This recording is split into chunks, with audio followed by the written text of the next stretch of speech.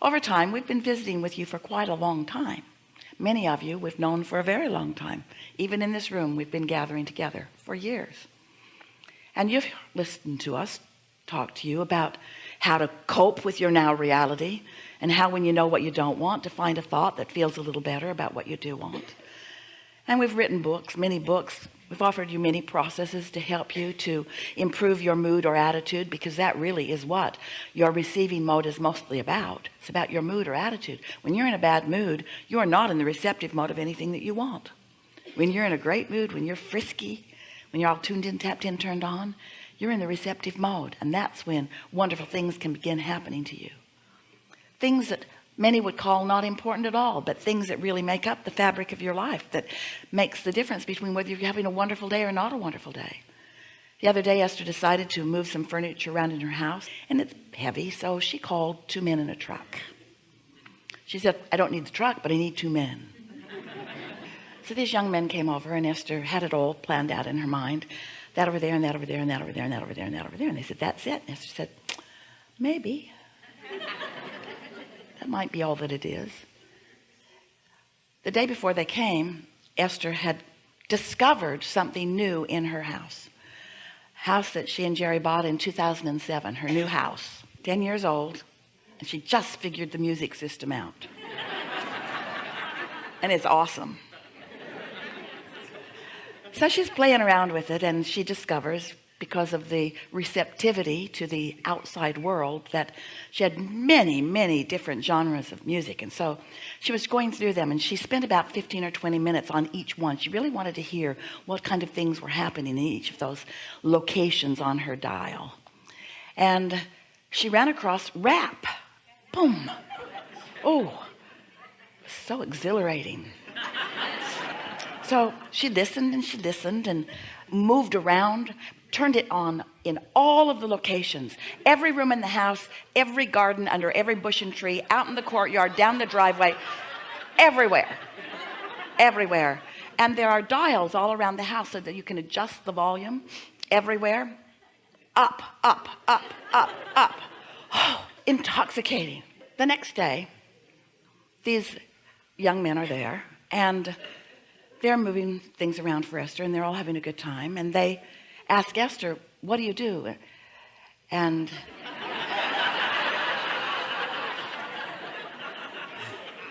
the young man said that he was going to go back to Alabama. And Esther said, why? And he said, because I'm a rapper. And Esther said, I'll be right back.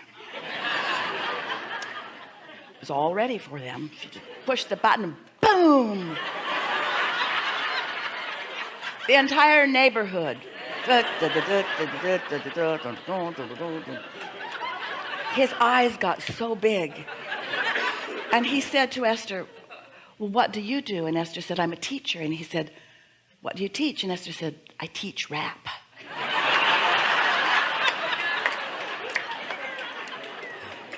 And then she admitted that she didn't teach it. She just really liked it. And then they had a wonderful conversation. And then she signed a book and gave it to him, and signed another book and gave it to him. And they had this wonderful conversation.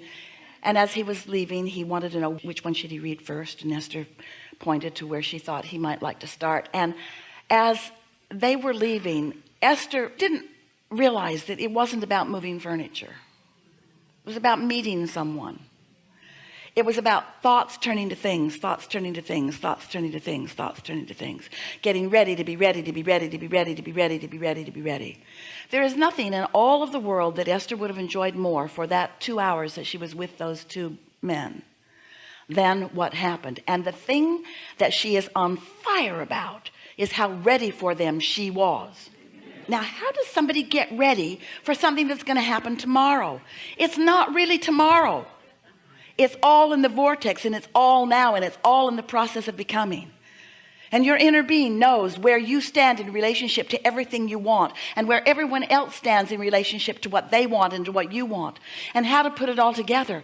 And when you're in the receptive mode, then you're just in the right place at the right time, receiving the thoughts that all fit together. There are so many who would call that coincidence, or just a coincidence. We would call it a coincidence. It's a co-creative incidence.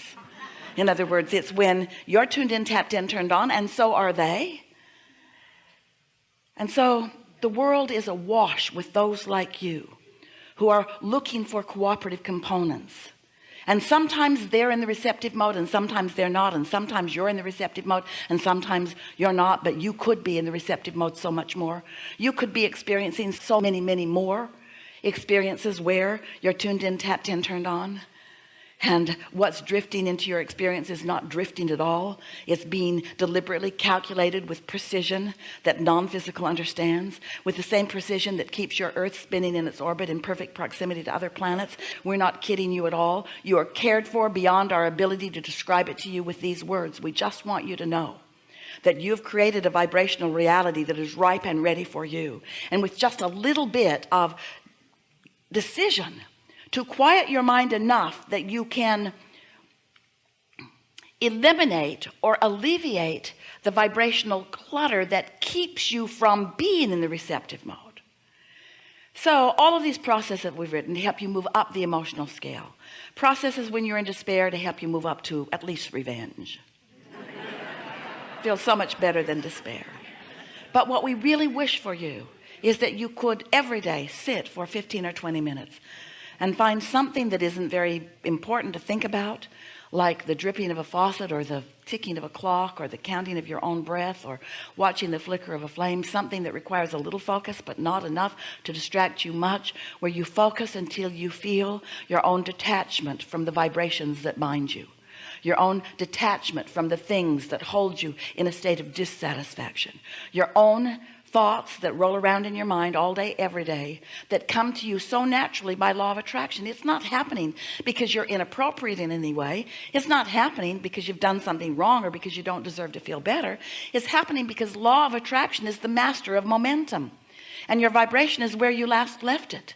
And so if you've been having an argument with someone, or if you were at war about something, if you've been watching television and you're pushing hard against something, then you have an activation within you, because a thought is only as powerful as your habit of offering it. And your habit of offering it is all about the momentum of law of attraction. So that means those thoughts that make you feel bad when you think them, stop thinking them. All right? We've enjoyed this interaction immensely. So, but you can't just stop thinking that thought, can you? You can't stop thinking that thought because you're thinking about that thing you're not going to think about while you're thinking about not thinking about it. I'm not going to think about that anymore. I'm not going to think about that anymore. I'm not going to think about that anymore. I'm not going to think about that anymore. And it just gets bigger and bigger the more you're not going to think about it, because you're thinking about it even though you don't want to think about it. Law of attraction won't let you let go of it. Deep doo-doo. Law of attraction won't let you let go of it. So you've got to think a different thought. But the thing is, when you've got a big raging thought and you try to think of the thought in the opposite direction, if you could do it, it would just rip your head off. You can't. The momentum would be very hard on you. It'd be like a train going 80 miles an hour that way and then suddenly going 80 miles an hour that way. It wouldn't be good for anything in the train. And so it doesn't work that way. But you can begin thinking other thoughts. So we've suggested things like when you go to sleep at night, your momentum stops, and when you wake up, you do have a window. It's about 2 seconds, a window where you can choose a different train of thought, but you usually don't. You usually wake up, look around, get reminded about what is, and go right back to that vibration pattern. But if you would decide that you're going to set aside early in the day, we think is better, 15 or 20 minutes, not more, where you can quiet your mind. What will happen as you quiet your mind is that you will feel a detachment from everything that you've had going on. And after you do that for a day or 2 or 3 or 30, what happens to you is you reset your vibrational frequency. You put yourself in the vicinity of the receiving mode, and you begin having days unlike any days that you've ever lived before, because you've asked for it and it's already been given, and now you have found a viable path, a viable key to the receiving mode. At first you'll wonder if you're getting anything done. At first it will feel hard to empty out your head, because law of attraction keeps wanting to bring things back into it. But if you will just sit there, just softly, don't beat up on yourself, just breathe again, focus upon your breathing, let yourself feel the detachment from these thoughts, you will find yourself in a very short period of time in alignment with who you really are. And in that alignment, now here's the thing, when you first get in alignment with who you really are, it is logical that you would now know all that you know. That's what's going on here with Esther. She's in alignment with all that we are, and all that we know now is accessible to you and to Esther from us. She's in alignment. The momentum is there. But in the beginning for you, even though your alignment is just as extreme as Esther's is now, your ability to translate, your ability to receive, not quite yet up to speed, maybe, and the momentum of that alignment not quite up to speed, maybe. So at first when you meditate, that's why you don't really want to do it that much, is because it's not very satisfying, because it's kind of like nothing for a little while. No thought. And dear hearts, you know, you'd rather have a negative thought than no thought, because you like momentum, you like feeling like you're getting stuff done. But we want to sort of do a sales job the other way just for a little while, and help you to receive personally the benefit of no thought. The benefit of no thought is that you can find that mindless place where law of attraction can help you then to come into alignment with your inner being. And if you're able to stay there for just a little while, what happens is that momentum of that no thought will become greater and greater until something will occur to you. Esther's laughing because when she sits to meditate, often those first thoughts that come are images or ideas about silly things like moving furniture around. She thought, maybe I should work on world peace. Nah, I'll just move my furniture around. Because that was something that she could receive. You see what we're getting at? Now, it doesn't take very long when you allow yourself to just receive whatever it is, to realize, and this is the thing that we want you to know, this is the key to your success in this. And oh, we can tout the benefits of it all day long, and we usually do, and we think you get that. But this is how you know that you are in the receiving mode and that it's of benefit to you. You feel satisfaction in being there. And that satisfaction might just feel like ease and calm, or it might feel like off-the-wall enthusiasm. And ease and calm is perfect alignment, and off-the-wall enthusiasm is also perfect alignment. But what's the difference between off-the-wall enthusiasm and that feeling of peace and calm and ease? It's just momentum.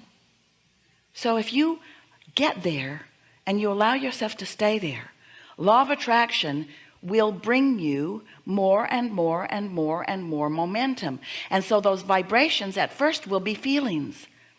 They might even be images for many of you, but they will be satisfaction. If you'll just try it for a week or so, you will feel satisfaction. And then if you keep it up, oh, then you've been meditating, you received that feeling, and now your thoughts are beginning to flow, and now your timer goes off. Esther sets a timer because she really doesn't want to give more than 15 or 20 minutes to this. Sometimes it takes 14 minutes to get there, depending on what's going on in your mind. But then if you begin the day like that, what begins to happen is through your day you will begin to notice better timing than you've ever lived, more ideas coming into your mind, more ideas occurring to you. And you may be tempted to say, oh, I thought the best thought. Or you might say, I had the best idea. And then in time you'll begin saying, I received the best idea. I'm in the receiving mode, because your inner being knows where you stand in relationship to everything you want, and knows, and here are the operative words, knows what your path of least resistance is to get you there.